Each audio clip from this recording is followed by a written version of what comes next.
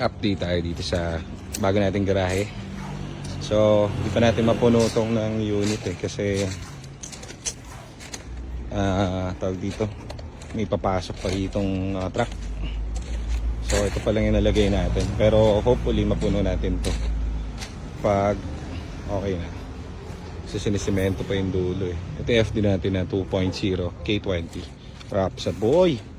Ang plano natin dito, ipapaano natin to, papabody kits natin ng Mugen to buo, tapos paparepaint natin yung taas kasi ano yung taas faded. So ganun gagawin natin dyan.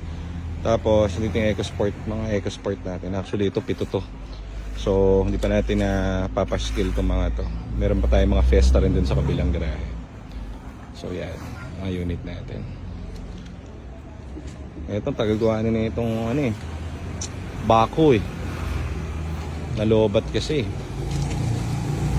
Lang muna. Bilhin tayo mamaya yung EcoSport ulit. Itong ganda nga pala na itong EcoBoost natin ito. Ito identical 4 yung ganyan namin kulay. Lahat yung titanium.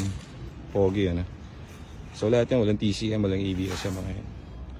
Ito EcoBoost. Tindi Kinis.